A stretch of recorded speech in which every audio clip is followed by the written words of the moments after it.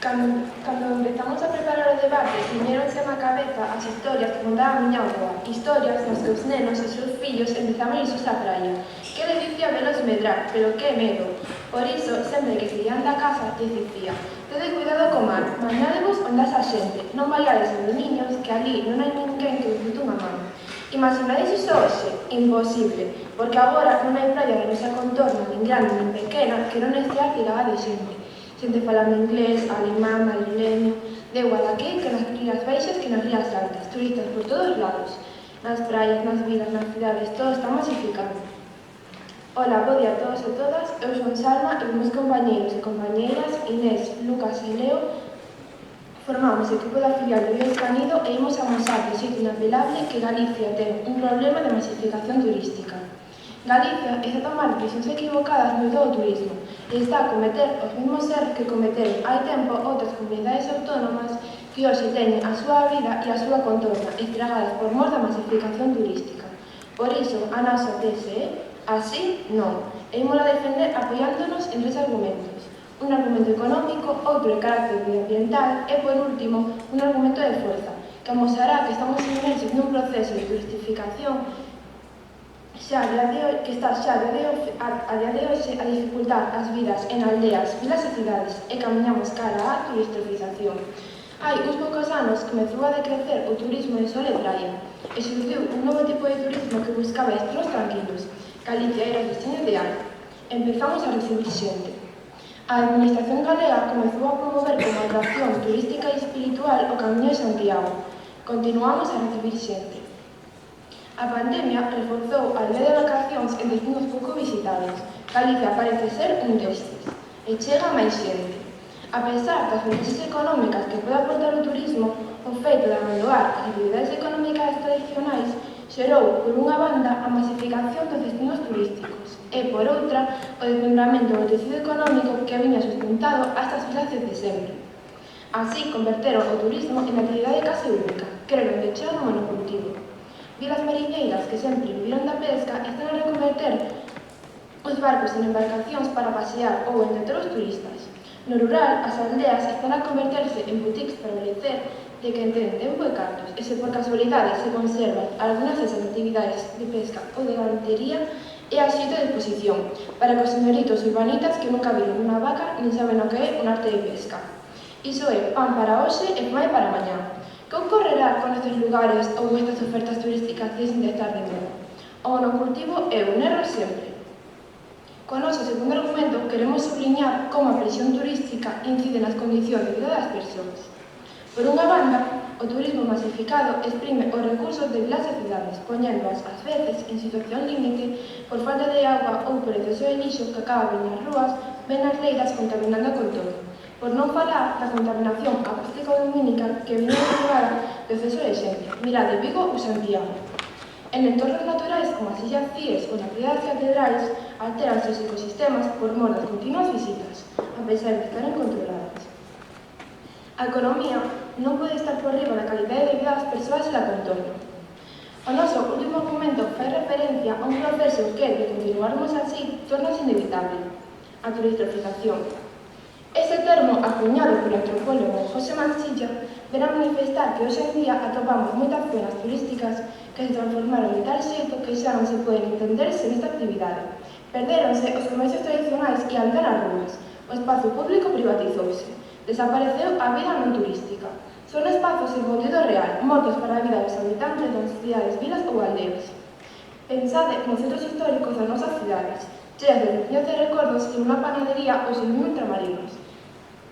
E os pisos desas zonas renóvanse concebidos para o turismo. A xente dos centros históricos vense obrigados a moverse a zonas periféricas por modos turistas. Isto que vos parece non é catastrofismo, é a realidade que imos ter se non ponemos remedio. Pois de turistificación a que parecedes non darlle importancia, pronto se pasará a turistificación. Bo día a todos e todas e gracias pola vosa atención.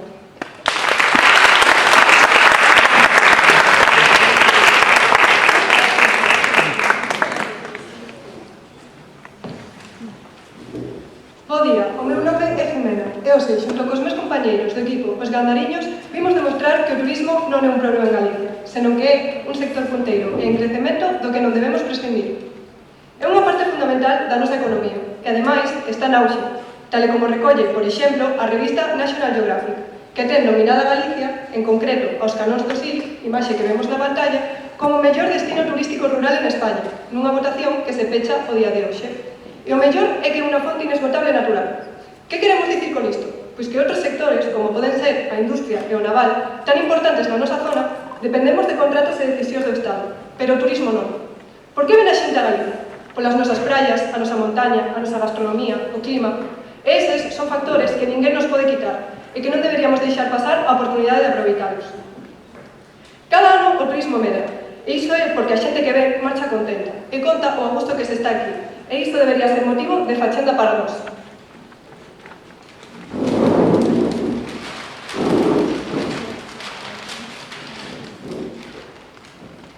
Tantas veces vimos na nosa comarca esta reivindicación, pedindo carga de traballo para os nosos veciños. Na tempada estival, grazas ao turismo, o paro descendeu en máis de 24.000 persoas. 24.000 persoas cotizando e 24.000 persoas cobrando o seu salario. Cando se fala de emprego, non só falamos de camareiros e cociñeiros, non só falamos de hostalaría. Falamos tamén de técnicos de turismo, de guías, de taxistas, de policías, de albanéis, fontaneiros e carpinteiros que construen e manteñen as infraestructuras, de empregados de tendas e de supermercados. En resumo, de oficios de todas as vertentes da economía. Hai que ter en conta que moitos negocios, e lembremos que detrás dun negocio hai unha familia, viven do turismo. Que sería dun sitio como San Andrés de Teixido sen o turismo? Pois que estaría abandonado. Isto levanos ao seguinte punto, as infraestructuras. A chegada de turistas fai que se construan hotéis e edificios, parques, paseos, zonas verdes, onde antes había campos, moitas veces abandonados e cheos de maleza, agora hai infraestructuras novas e cuidadas. O desembolso inicial destas infraestructuras pode parecer elevado, mas queda amplamente cuberto nunha soa tempada turística. Os beneficios que deixa o turismo na nosa comunidade son moito máis elevados dos gastos que pode ocasionar. Os bens culturais e patrimoniais son conservados en boa parte grazas ao turismo, e hai centos e centos de actividades que se realizan en época alta de visitantes.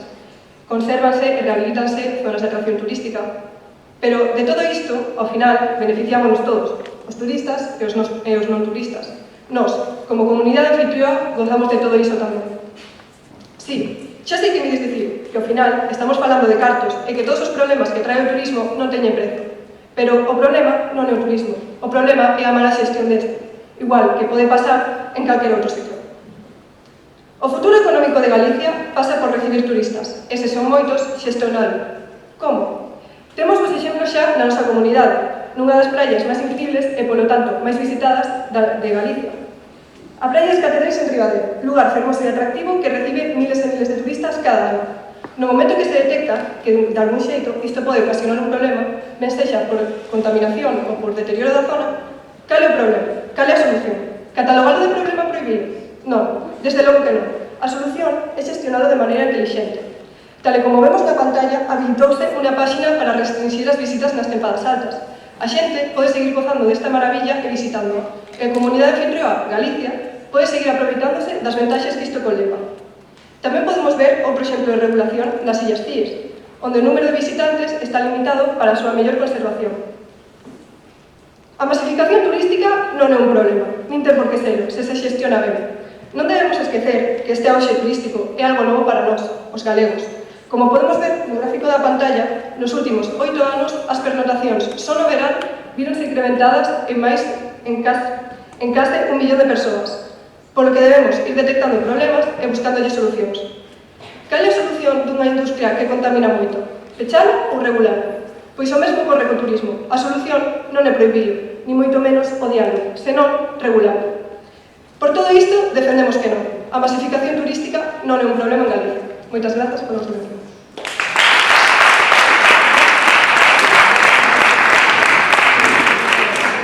Grazas. Tedes 2 minutos para...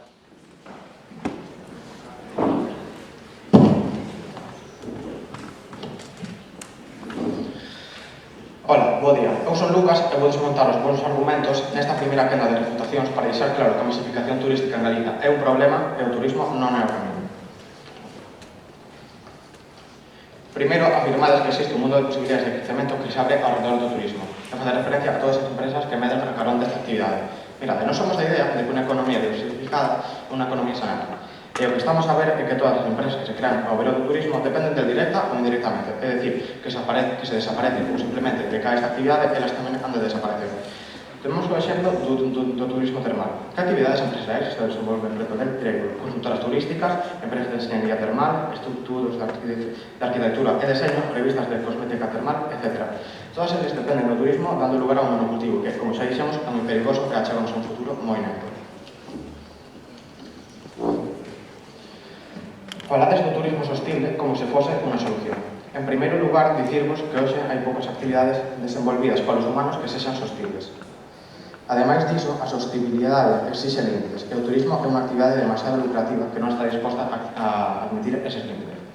Por outra banda, a sostibilidade a que vos apelades implica equilibrio, e a natureza do turismo, tal como está a desenvolverse, é unha natureza predadora que arrasa con todo o que atopa. Sí? Se crees que o que falamos nos de regular non é unha solución, que prefires? Prohibir o turismo, poñer impedimentos aos turistas de España que vengan ou do estranxeiro, que prefires? Iso? Non, claro que non. Pero penso que se debería regular mellor e poner máis límites en can ao que o sector económico se refire, para non promover o monocultivo. Diredes que exageramos, pero mirade no que se ten convertido Santiago ou as aldeas recuperadas para o turismo, que nada teñen que ver co xeito da vida dos antigos habitantes. Mirade senón a costa mediterránea. Mirade o que ocorreu co último ano. A maior parte dos anos ocasionáronse porque a paisaxe urbana foi alterada por mor da especulación urbanística froito da presión turística, sí? Falas de que Santiago ten problemas cos veciños, pero non sei se sabes que Santiago é unha cidade turística desde aí miles de anos, que a xente peregrina para ver a catedral. Non entendo porque agora ten que ser un problema cando Santiago é o que é grazas ao turismo.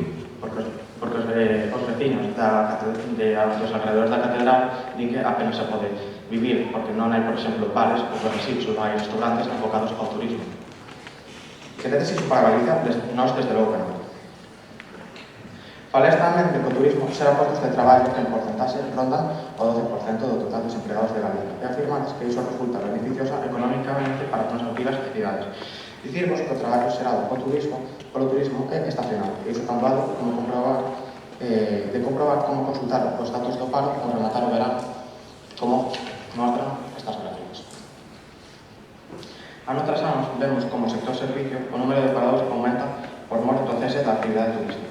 Eses postos de traballo que vedes como tan positivos teñen unha duración limitada, como moito de 5 meses en climatoloxía axuda.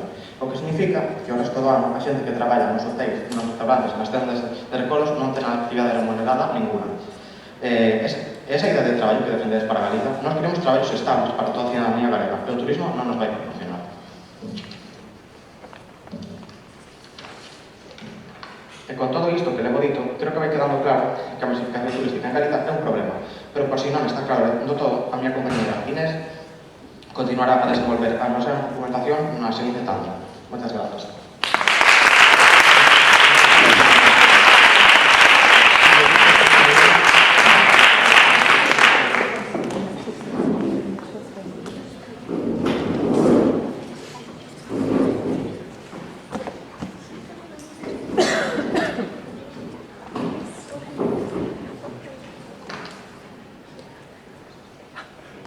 Bos días, chamo Martín e son o refutador do equipo dos Gandariños. Quero retomar o tema do Camiño de Santiago. Falachedes que en Santiago, aos arredores da capital, non hai restaurantes e bares para a xente. Eu creo que isto é unha mentira, porque ti se vas a Santiago ve moitísima xente nos bares, o ambiente que ten esa zona. Isto é grazas ao turismo. Eu vexo inconcebible que Santiago sexa fora igual de grande sen o Camiño de Santiago. Por outra banda, a túa compañeira na introducción falou de Vigo, das luces de Vigo, pero vos credes que os veciños isto molestanes? Eu creo que non, porque facemos unha pregunta. Quen é o máximo impulsor das luces de Vigo? Abel Caballero. Abel Caballero leva sendo elixido máis de unha convocatoria dunha vez. Isto que reflexa? Pois que os habitantes de Vigo aprecian as luces, aprecian o que fai Abel Caballero atraendo moita xente a Vigo, non credes?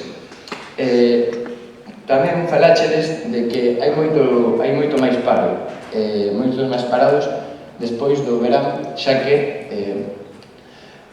os postos que hai no verán non os hai no inverno, pero eu creo que isto é mentira, porque a maioría da xente que traballa no verán é xente que está estudando unha carreira que quere sacar un diñeiro extra, ou xente que non é mesmo dese povo, porque non ten necesariamente por que ser dese povo. Ademais, grazas ao turismo construense parques, vilas, nas vilas construense parques, camiños. Por exemplo, temos o exemplo de Ares, que grazas ao turismo construense estradas, parques. Por outra banda, tamén quero falar de que a importancia de regular. Credes que a solución está en prohibido? Eu creo que non. Regular e regular. Esa é a nosa visión. Por exemplo, temos o exemplo de Ares, onde levaban 12 anos sen auga nos pisos altos. E que se fixo? Pois instalaronse unhas bombas de auga para que neste pobo puderan ter auga. Por exemplo, temos outro exemplo, ademais das praias das catedrais, é o mural dos Crocos, na Catedral de Santiago, como dixeches antes. Neste lugar... Sí? Para mañar os problemas do turismo só confiades na administración, porque está claro que o mercado non funciona. Non entendo o que queres dicir que o mercado non funciona, porque eu creo que o turismo é boísimo para o mercado. Grazas ao turismo móvese a economía, porque quero recordar que o turismo para Galicia é un dos sectores que máis favorece. Xa, pero trae máis problemas que beneficios. Trae máis problemas que beneficios? Eu creo que non, porque, por exemplo, o que falache desde Vigo, o povo xa está moi contento grazas ao turismo. E tamén, Galicia temos un problema na zona despoboada, que isto pode solucionarse con que? Pois co turismo de casa rural. Está moi de moda que a xente de aquí vai a zonas de interior de Lugo a veranear. Pois por todos estes argumentos eu creo que o turismo é algo bo para a economía do noso país, Galicia. Moitas gracias.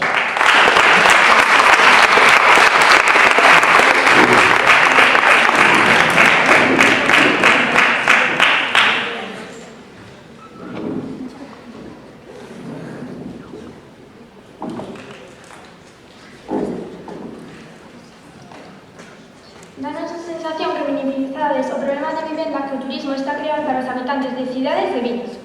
A presenza de vivenda turística multiplicouse por 20 só desde 2017. Entre o 2017 e o xuño do 2024 produciuse un aumento deste tipo de vivenda cifrado en máis dun 1955% e a tendencia continúa. O beneficio que xeran eses pisos turísticos vai parar a mans de rentistas en unha cidadanía productiva. Este é o modelo que promove a nosa administración e nós só podemos insistir na nosa tese. Así, non. Todos e todas temos moi presente a contaminación e a degradación medioambiental, pero é que o turismo masivo vai máis aló. Que dicir de Vigo no Nadal? Pensade no nivel de ruído e contaminación lumínica que conservan os seus habitantes durante 40 días, ademais do perigo que supón encher de xente unha cidade como Vigo. Non crees que deixarían de voltar ao máximo impulsor do Dr. Nadal? Non, porque moitas persoas de Vigo dedícanse ao comercio, pero moitas outras non reciben ningún tipo de beneficio. Tamén estamos a referir a que a masificación, en caso de que tivese lugar un accidente, retrasaría en cadena a posta en marcha de todos os servizos que tiveran que implicarse nese sinistro. Recordade o que ocorreu no Meisquiño non hai moitos anos, e podería custar vidas humanas. Como xa dixemos, a economía non pode estar por riba da vida das persoas. Cando defendedes que o turismo axuda a recuperación do noso patrimonio, olvidades que esa é a nosa briga con ou sen turistas. A realidade é que moitos dos turistas que chegan a Santiago adícanse a cometer actos vandálicos. Fan pintadas nas pedras da catedral e no pavimento para logo colgar nas redes e que a imaxe se viralice. Escalan a fachada do Pazo de Raxoi, levan de recordo un anaco de pedra do empedrado do Obradoiro, empolícanse nas reixas da Porta Santa, fan pintadas nas pedras históricas e incluso empregan altofalantes para berrar todo tipo de cánticos. Danse situacións realmente lamentables, como a dun peregrino que foi cachado roubando un sinal do camiño en San Lázaro. Recuperamos patrimonio, sí, pero non para que sexa vandalizado e teñamos que voltar a recuperar, e así ata o infinito. Despois da nosa exposición, ninguén pode dubidar de que en moitas cidades ou vilas, Santiago ou Ares no verán, é casi imposible vivir por mor da masificación turística. Sí? Penso que moitos actos vandálicos os cometen tamén os propios habitantes locais e non os turistas. Está demostrado que na maioría dos casos son os peregrinos, porque veñen, como despois da euforia de vivir a experiencia do camiño, adícanse a cometer actos vandálicos para marcar que estiveron neses lugares. Como iba dixendo, é casi imposible vivir por mor da masificación turística. E non só pola cantidad de xente, senón tamén polos prexuízos económicos que o turismo trae. Porque sí, melloranse os servizos e infraestructuras, pero a costa dos nosos impostos. E moitas veces nós non necesitamos esas supostas melloras. Pero ademais, os traballadores son eventuais e moitas veces sen dereitos. E por enriba dependen de empresas non galegas, que acumulan as nosas ganancias. Temos claro que existen máis problemas que beneficios. E o que tamén temos claro é que este modelo turístico que nos queredes vender non é o paraíso. Así, non.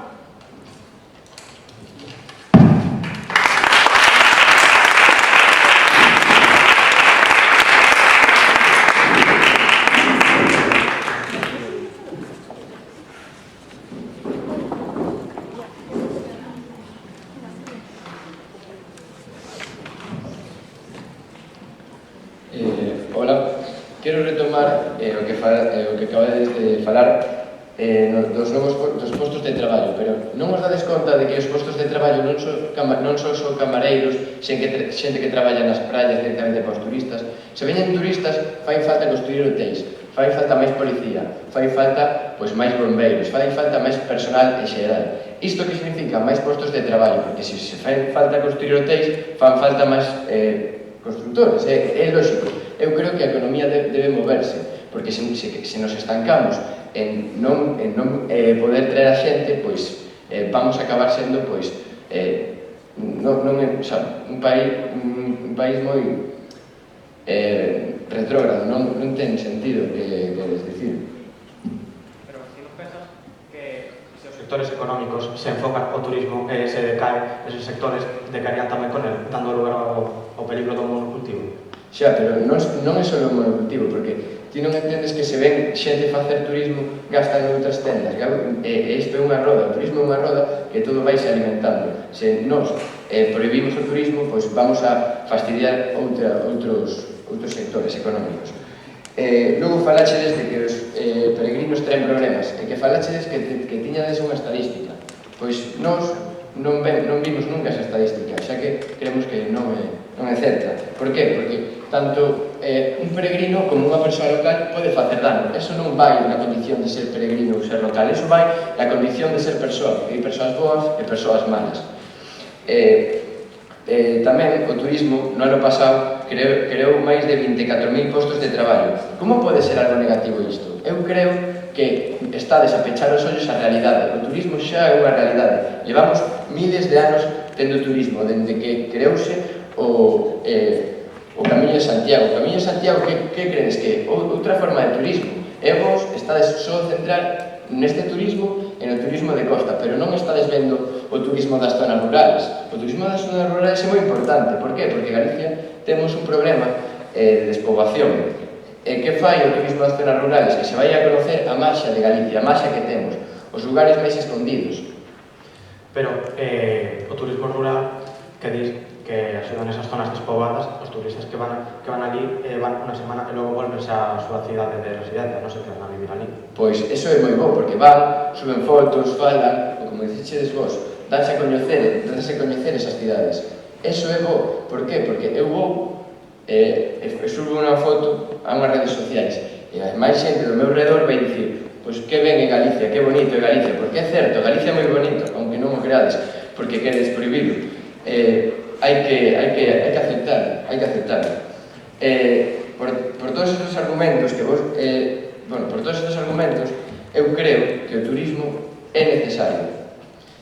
Ademais, o turismo de zona rural, non dixéchedes que interfire na cultura, pero credes que isto interfire na cultura? Calquer tipo de mezcla de culturas é bo. Por que? Porque todo isto mellora a cultura de Galicia, dáse a coñecer a cultura de Galicia. Tamén, por que non credes que regular? Regular é moi necesario. Se non reguláramos, por exemplo, na conducción, habería coches chocándose polas estradas, pero isto non significa que haya que prohibir a conducción. E creo que é algo lógico. Moitas gracias por escoitarme. Chame Marlifán. Bueno,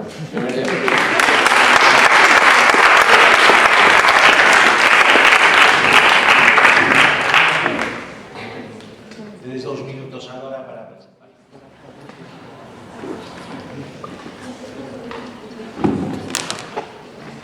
Eu levo toda a mañá aquí escoitando que o turismo é un problema. E de verdade que non dou crédito. Creo que non sodes conscientes da sorte que teñen os sitios que reciben turistas e que se non fosen por estes morrerían de fame, como por exemplo o meu país, Cuba. Bo día, o meu nome é Sureli e son a encargada de facer a conclusión do meu equipo. Eu pregúntome, como vai ser un problema, unha fonte de ingresos e de traballo tan grande? O turismo está en auge en Galicia e temos a oportunidade de aproveitalo e facelo ben. En pleno século XXI temos a oportunidade de recaudar millóns de euros, baixar o paro da nosa sociedade, mellorar as infraestructuras, enriquecernos culturalmente. Seríamos parvos se deixásemos pasar esta oportunidade. Segundo vos, o turismo é negativo porque os turistas xeran problemas no entorno, como explicaxedes co lixo e o ruido. Mais é ben certo que hai povos que se poden atopar con estes problemas. O que habría que facer sería regular o turismo ata conseguir un turismo sostible. Así quedaríamos con todo o bo que nos trae o turismo: o traballo, beneficios económicos, intercambios culturais, e evitar estes problemas. Tamén dixestes que o turismo ten impacto negativo na economía e fai que suban os prezos. Mais os cartos recadados co turismo pódese reinvertir en melloras das cidades, en zonas comuns, polo que todos saíamos beneficiados deste tipo de economía. A suba de prezos non corre só cando hai turismo, senón que as cidades, como pode ser Narón, a miña cidade, tamén teñen suba de prezos e non teñen ninguna relación. Tamén que o traballo que xera o turismo é precario. Mais estamos falando de 24.000 persoas que non teñen que ter unas malas condicións, xa que para isto existen unos convenios obrigatorios que cumprir. Ademais, os traballos non son só na época do turismo, xa que tamén xera postos de traballo aos taxistas, guía, fontaneiros, albanéis, electricistas, que manteñen os hotéis e as estructuras. Entón, por todo isto, despois de escoitar os vosos argumentos e os dos meus compañeiros, estou aínda máis convencida de que a masificación turística en Galicia non é un problema. Moitas grazas pola súa atención.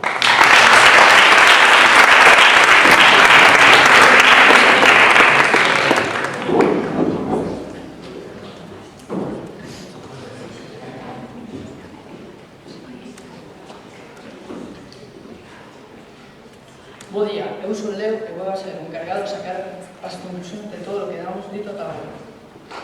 Vaya por diante que o equipo contrario amosou interesantes argumentos, pero non o suficientemente contundentes para facernos mudar a nosa postura. Por iso, seguimos a pensar, se cabe con máis forza, que en Galicia temos un problema coa masificación turística, que chega a ser moi grave en cidades como Santiago ou en vilas como Sanxenxo, onde a vida aos seus habitantes é cada vez máis difícil. O equipo contrario fixo referencia a que o turismo é unha parte importante, pero isto é un camiño que nos vai levar directamente ao monocultivo, e que foi explicado polos meus compañeros. Para logo dicimos que a chegada de turistas facilita a conservación de infraestructuras, pero que tamén vandalizan algunhas, como dixo a miña compañera Ives. E por último, a regulación do turismo, pero isto tamén foi rebatido, xa que isto non se pode controlar. Pola contra, o noso equipo defendeu tres argumentos incuestionables e que non foron refutados en ningún momento polo equipo contrario. Falamos, en primeiro lugar, do monocultivo. Quedou claro que o monocultivo turístico que estamos a lanzar desfai o tecido tradicional económico, que queda ferido de morte tras o paso aos turistas. Non vai ocorrer o mesmo que no Mediterráneo, onde viviron case exclusivamente do turismo e hoxe, por mor de cambios do clima, nas modas, nas orientacións do medio, están a atravesar grandes problemas económicos e non teñen outros recursos ao que virar. Queremos iso? Nos, dende logo que non. Nomeamos un argumento de carácter medioambiental, xa que cada vez hai máis lugares visitados por turistas que ven alterados os seus ecosistemas, as cíes, as sons, as praias das catedrais. Tamén as cidades servidas ven os seus recursos e infraestructuras tensionados por mor de hordas de turistas que acaban por ocasionar problemas, falta de agua, saneamentos colapsados, lixo, e rematamos co argumento definitivo, o da turistrofización, que deriva dos anteriores. Porque, mirade, xa lo quedou claro ao longo deste debate, foi que o turismo en Galicia diríxese de xeito inexorable hacia a turistrofización. Todas as medidas da administración van encaminhadas a un método de visitantes. Estes demandan novas infraestructuras que non teñen por que coincidir coas que necesitan os locais.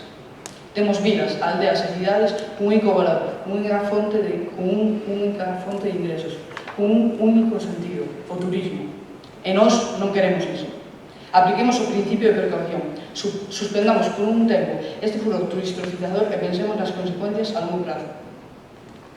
Nos queremos un país con futuro, un sector primario forte e moderno, un tecido industrial a vanguarda e sí, un sector de servicios atractivo, pero non a costa de outros sectores. Bo día, moitas grazas e bo día.